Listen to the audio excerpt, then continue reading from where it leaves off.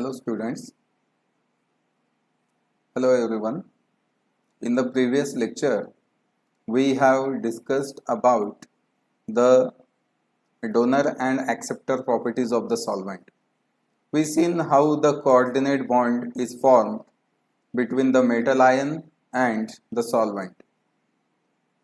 Second type of interaction we seen was ion dipole interaction, in which solvent molecules align themselves with their positive pole towards the anion, which is called as ion dipole interaction. So after these donor and acceptor properties of the solvent, let us see the next point, molten salts.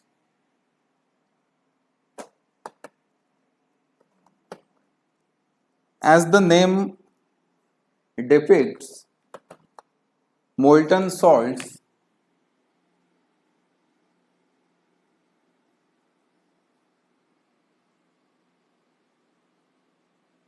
are the salts.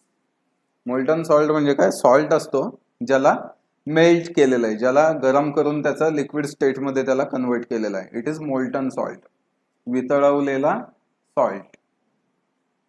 Okay, मग आता molten salt जे आहेत ते solvent म्हणून कसे वापरता येतील, किंवा सॉल्व्हंट म्हणून ते वापरले तर त्याचा फायदा काय, उपयोग काय, ते आपल्याला याच्यात बघायचंय.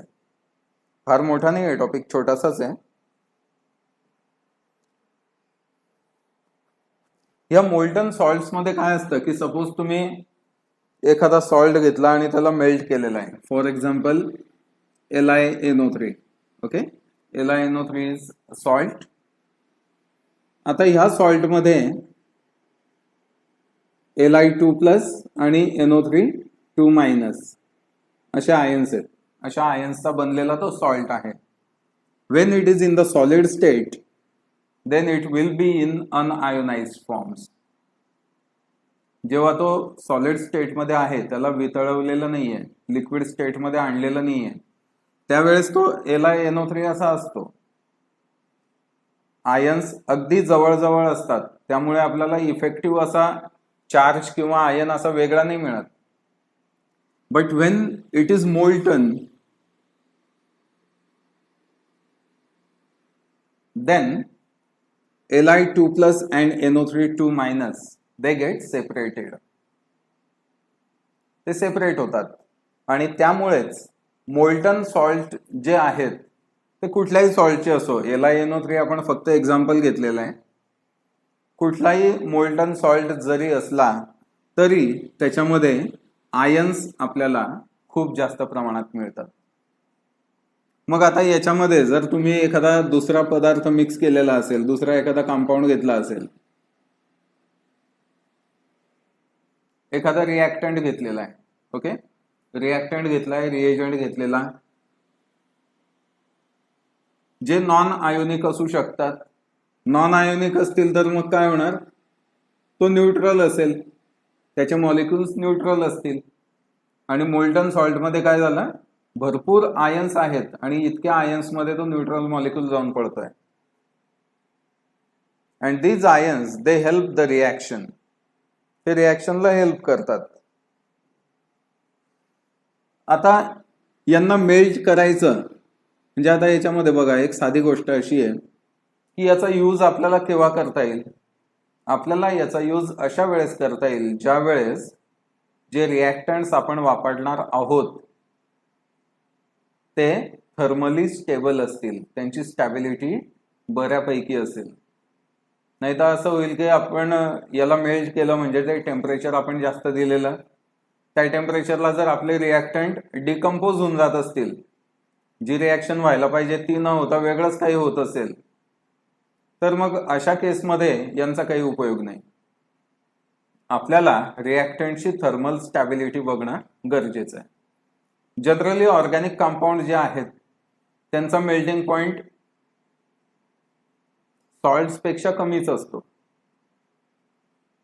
आणि त्यामुळे हे मोल्टन सॉल्ट जे आहेत हे इनऑर्गॅनिक केमिस्ट्रीमध्ये जास्त वापरले जाऊ शकतात, इनऑर्गॅनिक रिएक्शन्स मध्ये. ठीक आहे, मेल्टिंग पॉईंट कमी असण्याला काही प्रॉब्लेम नाही, पण बरेचसे ऑर्गॅनिक कंपाऊंड जे आहेत ते हाय टेम्परेचरला डिकम्पोज होतात आणि हे सॉल्ट जे आहेत यांचा मेल्टिंग पॉईंट जनरली जास्तच असतो, 700-800 डिग्री सेल्सिअस इतका मेल्टिंग पॉईंट यांचा असतो. मग जर आपल्याला समजा असं वाटलं की एखादी रिॲक्शन आपण मोल्टन सॉल्ट मध्ये जर केली तर ती चांगलीच होईल, आपल्याला जो पाहिजे तो प्रॉडक्ट चांगला मिळू शकतो, पण डिकम्पोज होणे हा एक प्रॉब्लेम आहे.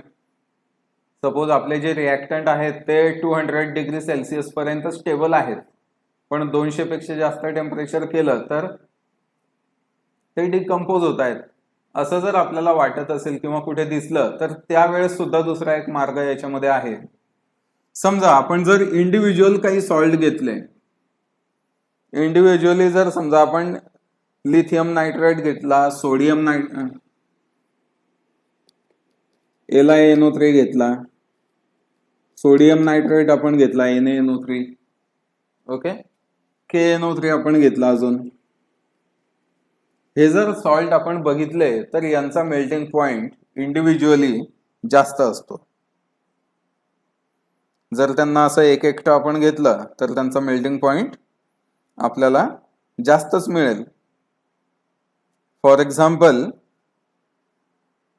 LiNO3 चा मेल्टिंग पॉइंट बघा,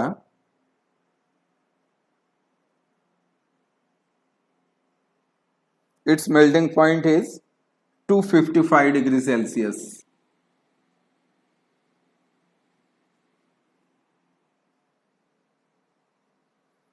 आता जर आपण NaNO3 चा बघितला मेल्टिंग पॉइंट, NaNO3 चा मेल्टिंग पॉइंट आहे 308 डिग्री सेल्सिअस. KNO3 चा जर आपण मेल्टिंग पॉइंट बघितला, it's melting point is 334 degree Celsius. Sodium chloride बघितला त्याचा 750-800 डिग्री सेल्सिअस इतका मेल्टिंग पॉइंट आहे. ओके, मग आता जर आपण म्हटलं एखादी रिॲक्शन आहे ज्याच्यामध्ये रिॲक्टंटची स्टॅबिलिटी ही 200 डिग्री सेल्सिअस पर्यंतच आहे, about 200 degree Celsius they get decompose, अशी केस आहे. मग आपण याच्यातला कोणता सॉल्ट नाही वापरू शकत. NaCl चा जर विचार केला तर त्याचा तर अजूनच जास्त मेल्टिंग पॉइंट आहे, it is greater than 700 degree Celsius. मग आता काय करायचं, मग याच्यावरती उपाय असा आहे की मेल्टिंग पॉइंट जो आहे तो इम्प्युअर स्टेटमध्ये कमी असतो आणि जास्तीत जास्त प्युअर स्टेटमध्ये तो जास्त असतो. म्हणजे आता इथे आपण LiNO3 चा 255 म्हणतोय, जेव्हा LiNO3 ऑलमोस्ट 100% प्युअर असेल त्यावेळेस. NaNO3 चा मेल्टिंग पॉइंट 308 डिग्री सेल्सिअस केव्हा, Wien it is almost 100% pure. मग आपल्याला काय करता येईल की याला इम्प्युअर वापरायचं. मग इम्प्युअर वापरायचं म्हणजे असं काहीतरी धूळ माती त्याच्यात आणून टाकायची असं नाहीये, तुम्ही दुसरं काही टाकलं तर त्याला इम्प्युरिटी म्हटलं जातं. You can take mixture of this 3 salts, या तिघांचं मिक्सचर घ्या. मिक्सचर घेतलं म्हणजे कसं, याच्यामध्ये हे दोघं ऍज अ इम्प्युरिटी म्हटले जातील, NaNO3 मध्ये हे दोघं इम्प्युरिटी म्हटले जातील. Overall it will become impure on forming the mixture, आणि मिक्सचर केल्यामुळे ते इम्प्युअर झाल्यामुळे त्यांचा मेल्टिंग पॉइंट कमी होतो. मग कमी होतो म्हणजे किती होतो, the melting point becomes only 160 degree Celsius. त्याचा मेल्टिंग पॉइंट फक्त 160 डिग्री सेल्सिअस इतका होतो. म्हणजे बघा किती फरक पडला, 160, 200च्या बऱ्यापैकी खाली आलेला आहे. आपले जे रिॲक्टंट आहेत ते 200 डिग्रीच्या वरती डिकम्पोज होत आहेत, पण आता आपण जर असं मिक्सचर वापरलं तर यांचा मेल्टिंग पॉइंट 160 डिग्री सेल्सिअस होतो, ज्याला आपले रिॲक्टंट स्टेबल आहेत. So we can use this mixture as the solvent. या मिक्सचरला आपण घेतलं, त्यात आपला रिॲक्टंट टाकला, हिटिंग केलं, 160ला हे मेल्ट होऊन जाईल. मेल्ट झाल्यानंतर हे सॉल्वंट म्हणून तिथे काम करेल. So this molten salts can be used as solvent. मग आता दुसरा एक प्रश्न असा पडतो की मोल्टन सॉल्टला सॉल्वंट म्हणून वापरण्याची काय गरज आहे? तर बऱ्याचशा ज्या रिॲक्शन्स असतात किंवा मॅक्सिमम ज्या रिॲक्शन्स आहेत त्याला जर आपण काही ऑर्गॅनिक सॉल्वंट वापरले तर खूप वेळा काय होतं, त्यात काहीतरी ऍसिडिक मीडियम येतं, एखादा ऍसिड असतो, दुसरा काहीतरी बेस असतो. ओके, सॉल्वंट आपण वॉटर वगैरे वापरतो खूप वेळा. त्यामुळे काय होतं की ते त्या रिॲक्शन मध्ये अननेसेसरीली H+ आयन्स तयार होतात आणि ते H+ आयन्स रिॲक्शनला अफेक्ट करतात. जो पाहिजे तो प्रॉडक्ट मिळत नाही किंवा प्रमाण कमी जास्त होतं, अनवॉन्टेड रिॲक्शन्स होतात. प्रत्येक वेळेस होईल असं नाही, पण बऱ्याचशा रिॲक्शन्स मध्ये असं होत असतं. आणि त्यामुळेच आपण वॉटर वगैरे न वापरता मोल्टन सॉल्ट जर वापरले, याच्यामध्ये H+ तयार व्हायचा काही प्रश्नच नाही. हे आयन्स आहेत, these are ionic compounds. Okay, आणि त्यामुळे ऍसिड बेस सारख्या रिॲक्शन जर आपल्याला टाळायच्या असतील, that time we can use the molten salt. काही वेळा सोल्युबिलिटी कमी जास्त होत असेल, that time we can use it. आता बरेचसे सॉल्वंट असतात, रिॲक्शन्स असतात बघा, ज्या रिॲक्शन मध्ये आपल्याला हिटिंग करायचं असतं. रिॲक्शन होण्यासाठी हिटिंग गरजेचं आहे. 100 डिग्री सेल्सिअस है ना, 120 डिग्री सेल्सिअस इतकं टेम्परेचर सांगितलेलं असतं. 350 डिग्री सेल्सिअस आपण अगोदरच्या चॅप्टर मध्ये बघितलं. 300 डिग्री, 350 डिग्री इतकं टेम्परेचर आपण प्रोव्हाइड केलेलं आहे रिॲक्शन होण्यासाठी. मग जर अशा वेळेस सॉल्वंट व्होलाटाईल असेल तर आपण काय करतो, आपण रिफ्लक्स लावतो. रिफ्लक्स कंडेन्सर लावलं म्हणजे सॉल्वंट जे आहे ते कंडेन्स होऊन पुन्हा रिॲक्शन मिक्सचर मध्ये रिटर्न होतं. पण हे प्रत्येक वेळेस सक्सेसफुल होईल असं नाही. सॉल्वंट काही ना काही प्रमाणामध्ये रिफ्लक्स मध्ये सुद्धा लॉस होऊ शकतो. आणि त्यामुळे हाय टेम्परेचरला जर आपल्याला रिॲक्शन करायची आहे तर त्यावेळेस शक्य असेल तिथे आपण मोल्टन सॉल्ट्स वापरू शकतो. कारण इथे सॉल्ट हाच तुमचा सॉल्वंट आहे आणि हा जो सॉल्वंट आहे हा इतका इझिली इव्हापोरेट होत नाही. त्याला मेल्ट व्हायलाच, त्याला लिक्विड होण्यासाठी जर टेम्परेचर लागतंय तर या लिक्विडला बॉईल होण्यासाठी खूप जास्त टेम्परेचर लागेल.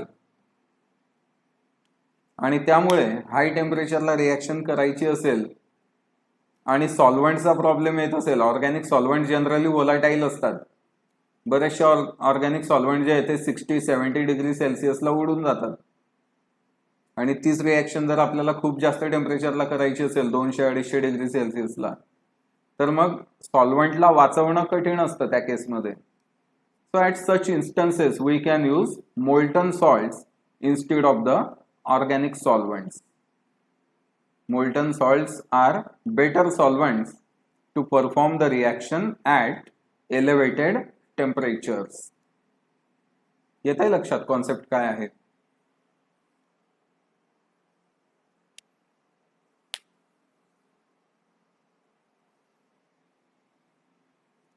आता यांचा दुसरा एक फायदा असा की रिॲक्शन झाली, ओके, रिॲक्शन पूर्ण झाली, प्रॉडक्ट तयार झाले, त्या प्रॉडक्टला आपण सेपरेट करून घ्यायचं.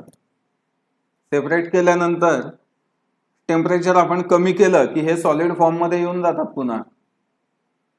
And therefore they can be reuse. यांचा रियूज सुद्धा होऊ शकतो. जे की आपल्याला नॉर्मल जे सॉल्वंट्स आपण बघतो, वॉटर असेल किंवा इतर ऑर्गॅनिक सॉल्वंट्स, त्यांचा रियूज करणं कठीण असतं. It is difficult to recover those salts, those solvents, but in case of molten salts we can recover them and we can reuse them. हा सुद्धा यांचा एक फायदा आहे.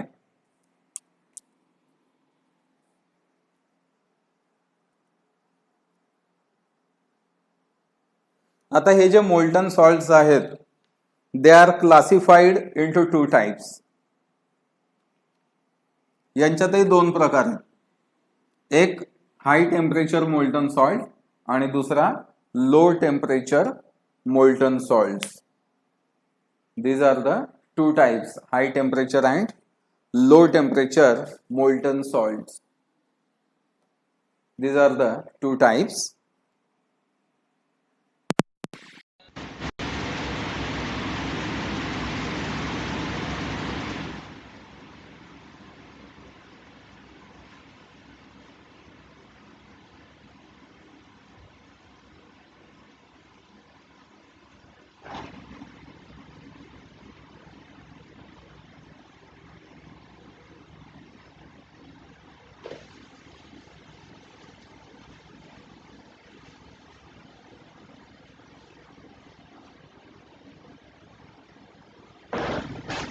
So, as the name indicates, high temperature molten salts, they melt at high temperature, and low temperature molten salts, they melt at low temperature. जसं आपण आता बघितले होते, LiNO3, NaNO3 आणि KNO3. These are the low temperature molten salts.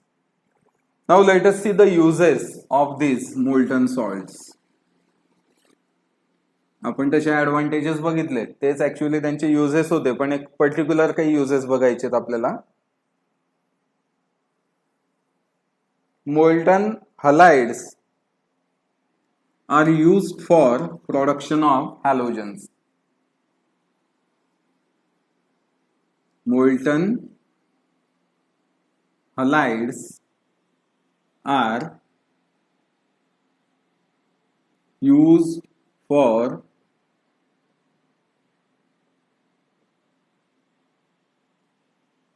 production of halogens. म्हणजे काय बघा, sodium chloride, chloride म्हणजे काय झाला, हा हॅलोजन आहे. Okay, this is halide. याला आपण मेल्ट केलं,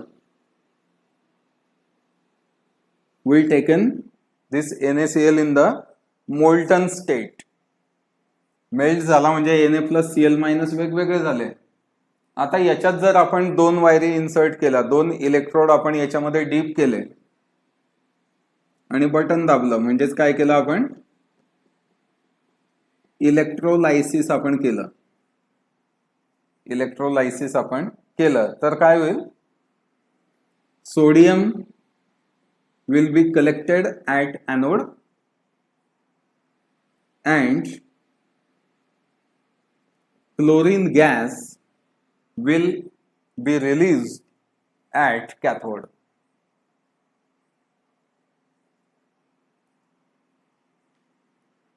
ओके, म्हणजेच काय, हा क्लोरीन गॅस जो आहे हा वेगळा झाला. सोडियम क्लोराइड पासून आपण क्लोरीन गॅस वेगळा केला. जिथे आपल्याला गरज असेल त्या गॅसची, that time we can use this process.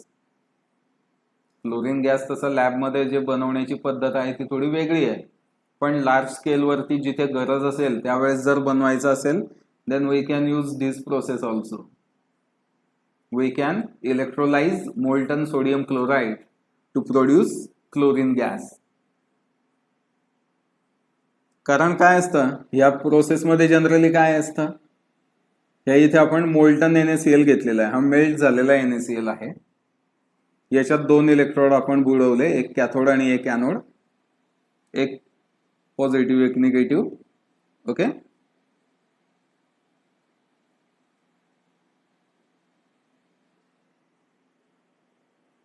Suppose this is negative and this is positive.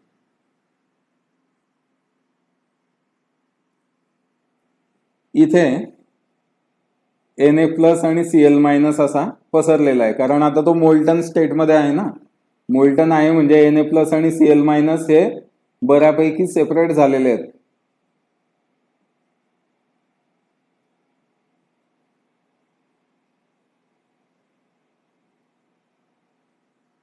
जेव्हा आपण बटन दाबू, इथे इलेक्ट्रिक फील्ड इथे अप्लाय करू, त्यावेळेस काय होणार, हा जो निगेटिव्ह इलेक्ट्रोड आहे त्याच्याकडे हे सगळे सोडियम पळत सुटतील.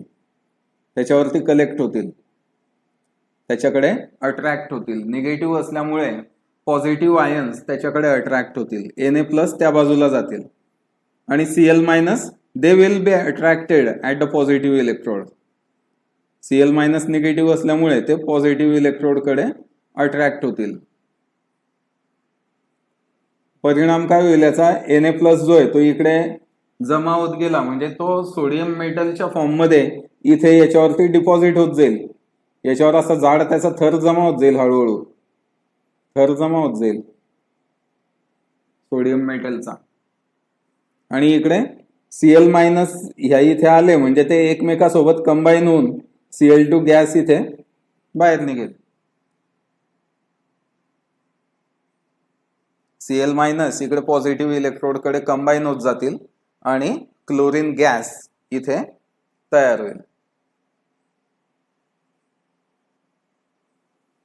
So in this way, the molten halides can be used for production of halogens.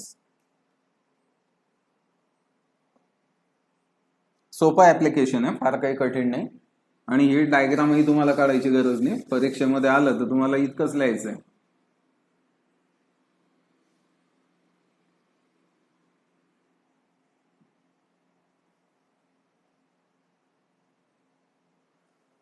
आता मोल्टन सॉल्ट जे आहेत ते जास्तीत जास्त मेटॅलर्जिकल प्रोसेसमध्ये यूज केले जातात. They are used in मेटॅलर्जी.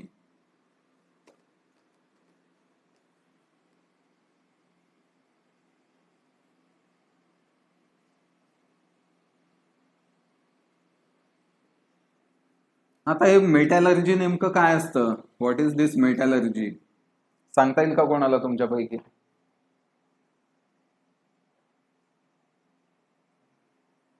त्याच्या नावामध्ये मेटल आहे. Okay, it means that this is the branch of chemistry which is dealing with extraction and purification of the metals. मेटलचं एक्स्ट्रॅक्शन आणि प्युरिफिकेशन करण्याच्या ज्या पद्धती आहेत किंवा तो जो अभ्यास आहे तो ज्या ब्रांचमध्ये येतो तिला मेटॅलर्जी असं म्हणतात. It is the sub branch of chemistry. केमिस्ट्रीचीच ती एक ब्रांच आहे मेटॅलर्जी. आता थोडंसं मेटॅलर्जी आपल्याला माहिती असणं गरजेचं आहे. ओके, तर मेटॅलर्जी मेटलचं प्युरिफिकेशन म्हणजे काय करतो आपण, how the metals are purified. So let us have some slides that we can see.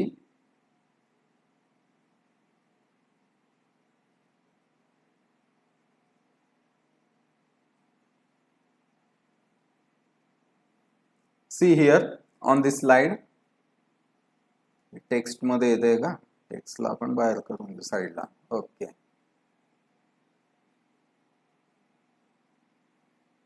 C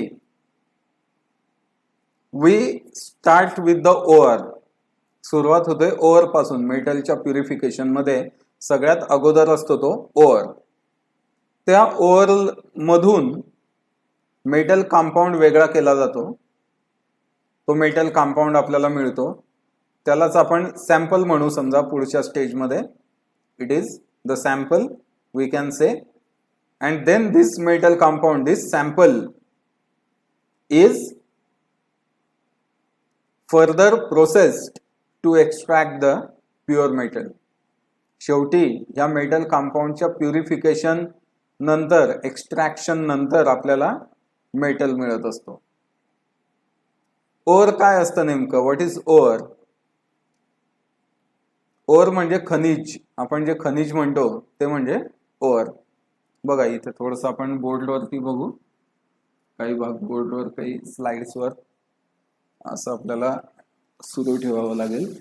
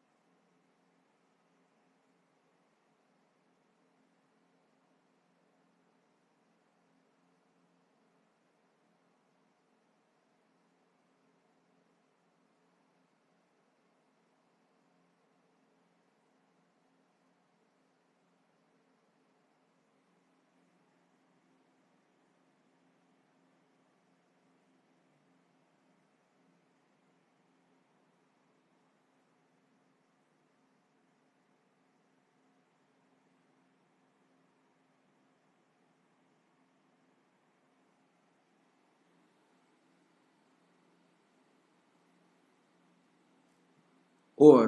or म्हणजे काय? खनिज जे म्हणतो आपण त्याला. ओर म्हणजे खनिज. आता हे खनिज नेमकं काय असतं? For example consider iron. लोखंड जे आहे त्याचा विचार करा. लोखंड कुठून येतं? लोखंड आपण काय म्हणतो? खाणीतून येतं, माइन्स मधून. माइन म्हणजे खाण.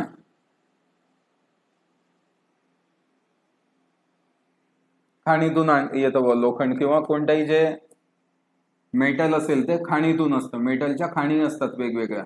जसं कोळशाची खाण असते तसं मेटल्सची सुद्धा खाण असते. सोन्याची खाण म्हणतो आपण बरेचदा, है ना.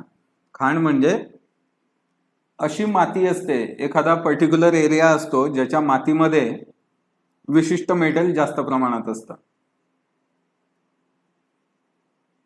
आता आपल्या घराच्या आसपासही जी माती असते त्यात काही ना काही मेटल आहेतच, पण मग त्यांना प्युरिफाय करायलाच इतका खर्च येऊन जाईल की ते परवडणार नाही आपल्याला. पण काही ठिकाणच्या मातीमध्ये मेटलचं प्रमाण इतकं जास्त असतं की त्याला प्युरिफाय करून वापरणं आपल्याला परवडतं. ओके, तर मग अशी परवडणारी जी माती असते तिला आपण खाण म्हणतो. ती खाणीची माती असते.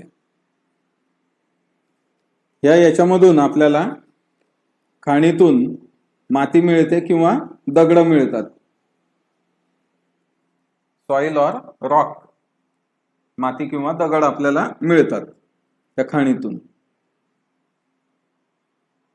मग यांना बारीक केलं जातं, निवडलं जातं. अनवॉन्टेड काही जे डोळ्यांनी दिसणाऱ्या गोष्टी आहेत त्या वेगळ्या केल्या जातात.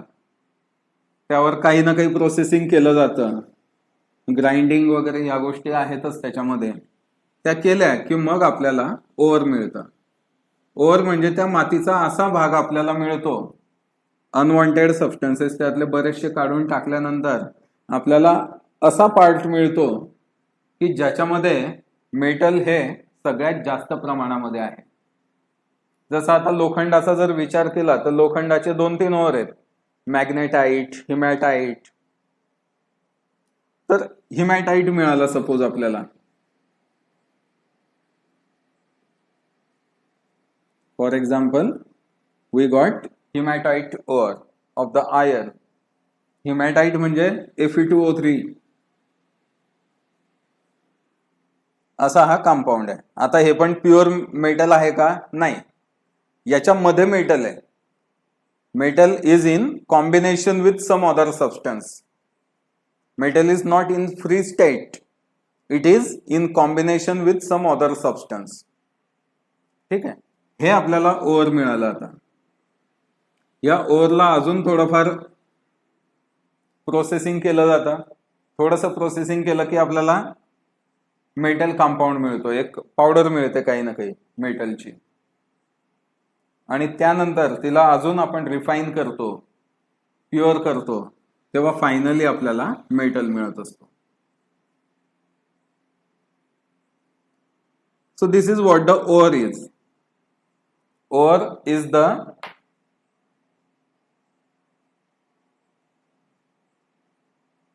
material in which metal is present in abundant quantity. Metal पुरेशा प्रमाणात असलेला जो पदार्थ असतो त्याला ओर असं म्हणतात. वेगवेगळ्या पदार्थांचे ओर वेगवेगळे असतात. जसं ॲल्युमिनियम वगैरेचं ॲल्युमिनिया, बॉक्साईट वगैरे अशा टाईपचे वेगवेगळे ओर्स असतात. आयर्नचे वेगवेगळे आहेत. आता ती खाण जी असेल त्या वेगवेगळ्या खाणीमध्ये वेगवेगळे ओर असू शकतात. आयर्नचा एखाद्या खाणीत हिमॅटाइट जास्त मिळतोय, मॅग्नेटाइट कमी मिळतोय, लिमोनाइट अजून कमी आहे. काही खाणी अशा असतील की जिथे मॅग्नेटाइटच जास्त आहे. त्यानुसार त्यांचा प्रोसेसिंग मध्ये थोडाफार बदल होतो आणि फायनली आयर्न आपल्याला मिळत असतं.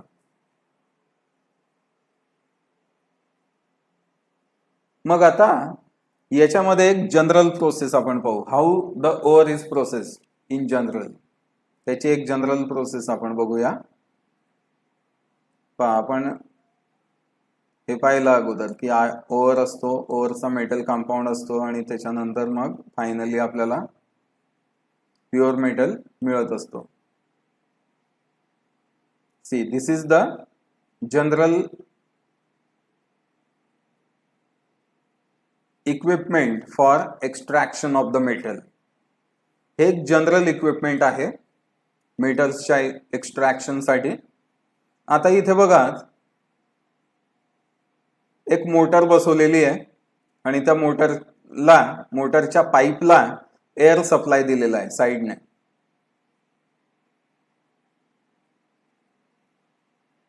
तर मोटरचा जो पाईप आहे, स्पिंडल जे आहे जे फिरत आहे, जसं वरण वगैरे फिरवलं जातं ते असतं ना स्टरर, तसं हे स्टरर आहे. पण याचा फिरणारा जो स्पिंडल आहे तो पोकळ आहे मधून, पाईप सारखा आहे.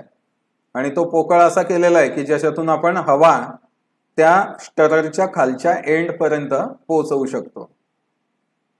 असा तो स्पिंडल त्याचा घेतलेला आहे. मग आता तो स्टरर जो आहे त्याला एअर सप्लाय प्रोव्हाइड केलेला आहे. खालच्या बाजूला काही होल्स प्रोव्हाइड केले ज्याच्यातून ती हवा बाहेर निघेल. नंतर बघा फीड म्हणून दिलेला आहे एक जो पार्ट आहे, इट इज फीड. जर तुम्हाला कर्सर दिसत असेल तर बघा हे इथे फीड म्हटलेलं आहे. Okay, through this feed we can pour the ore inside this chamber. या चेंबर मध्ये, या प्युरिफिकेशनच्या चेंबर मध्ये आपल्याला ओअर टाकायचा आहे. मेटलचा जो ओअर आपल्याला मिळालेला आहे तो ओअर आपण याच्यातून टाकला, या फीड मधून याच्यामध्ये टाकून दिला. याच्यामध्ये काही पाणी टाकलेलं असेल, त्यानंतर ऑइल याच्यामध्ये टाकलेलं असतं, वॉटर, ऑइल, त्यानंतर इथून एअर आपण सप्लाय करतोच आहे. एअर सप्लाय मधून आपण एअर सप्लाय करतोय.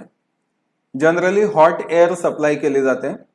याच्यामुळे काय होतं की तेल, पाणी आणि गरम हवा याच्यामुळे तिथे चिकटपणा तयार होऊन जातो, थोडासा साबणासारखं थोडं ते तयार होतं. आणि जसजसं याला आपण स्टर करत जातो, कारण आपण वरती मोटर बसवलेली आहे ना, मोटर बसवलेली आहे, आपण त्याला स्टर करतोय.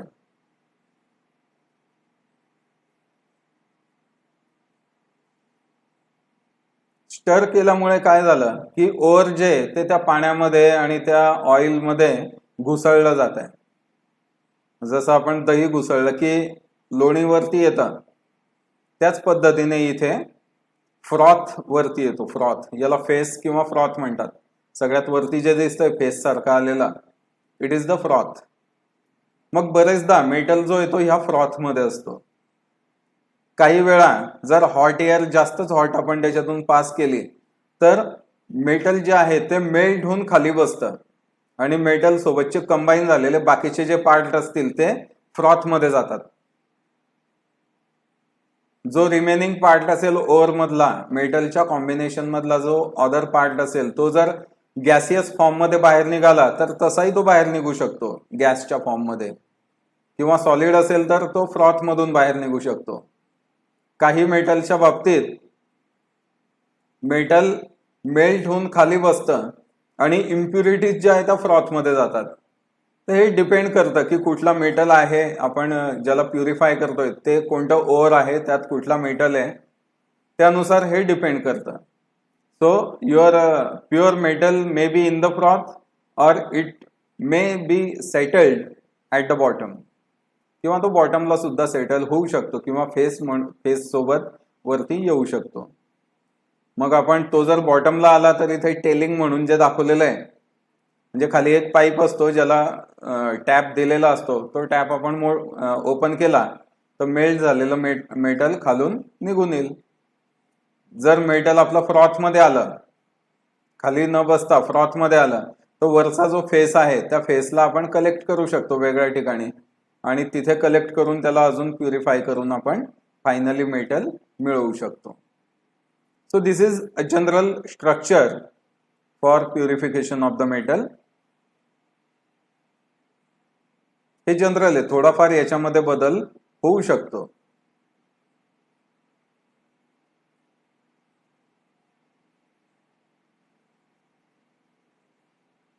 आता हे बघा, हे पर्टिक्युलर आयर्नच्या बाबतीत आहे.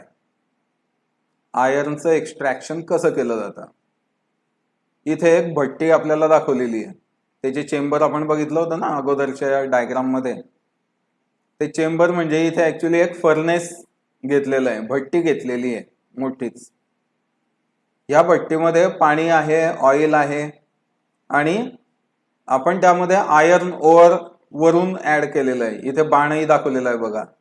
वरून आपण आयर्नचं ओर जे आहे हिमॅटाइट Fe2O3 ते आपण वरून टाकतोय.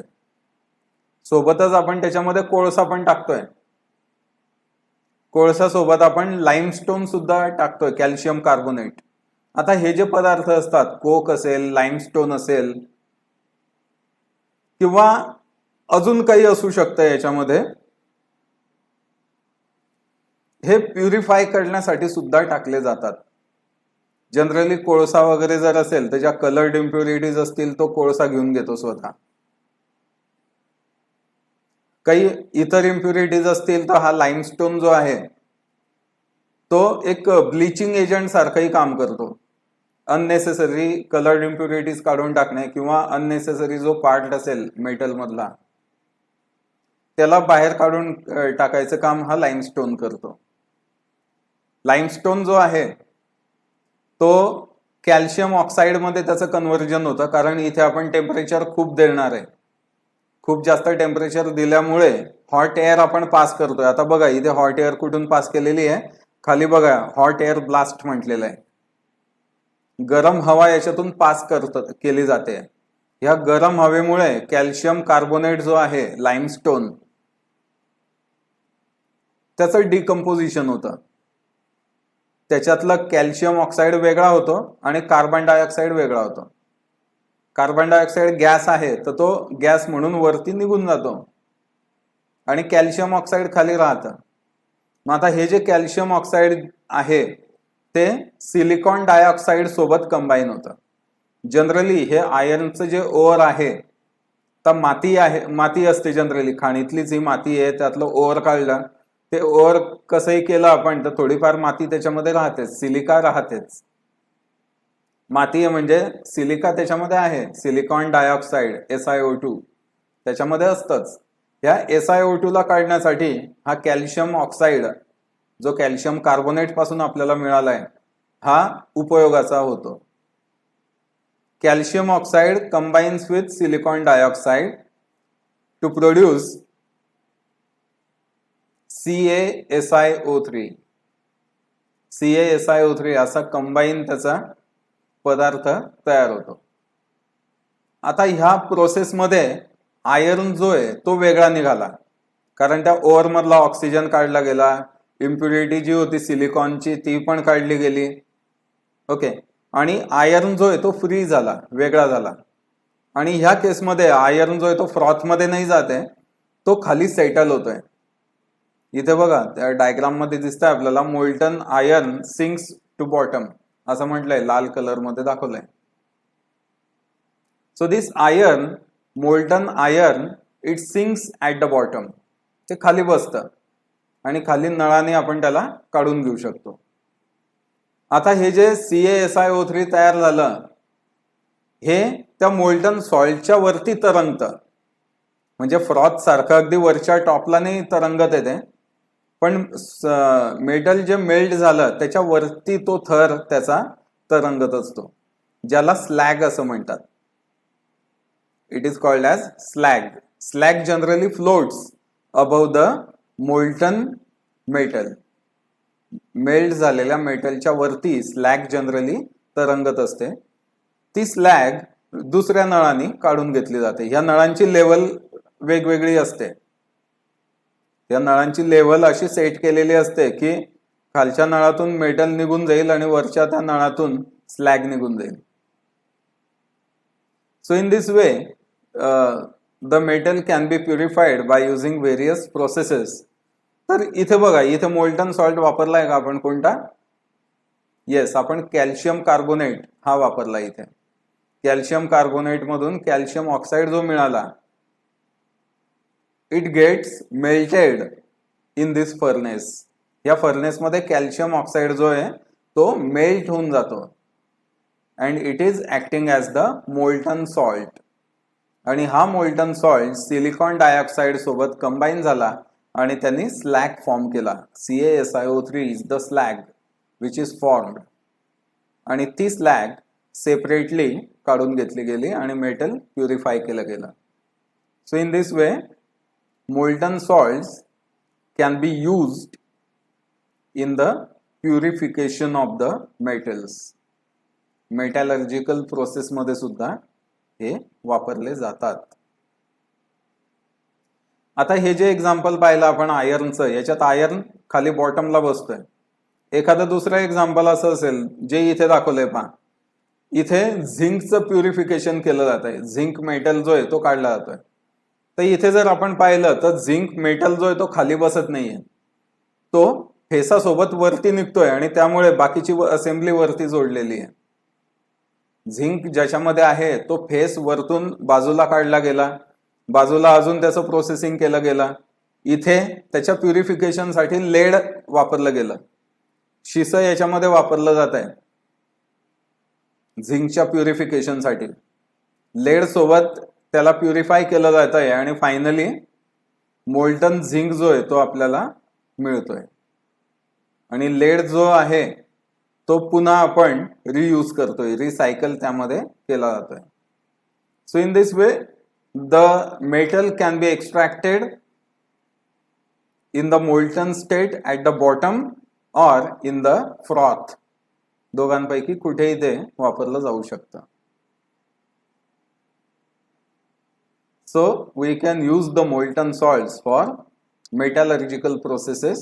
For the purification of the metals, we can use it.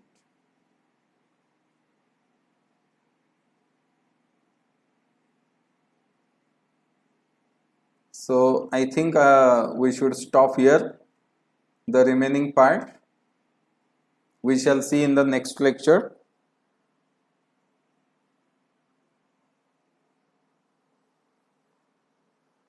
पुढचं जे आहे सॉल्वंट फॉर इलेक्ट्रोकेमिकल रिॲक्शन, जसं आपण मेटॅलर्जीचं एक्झाम्पल बघितले इथे, तसं इलेक्ट्रोकेमिकल रिॲक्शन्स मध्येही मोल्टन सॉल्वंट्स वापरले जातात ते बघायचंय. त्यानंतर प्युरिटी ऑफ सॉल्वंट वगैरे हे टॉपिक्स आपल्याला बघायचे. So we shall see all these topics in the next lecture. So till then see you.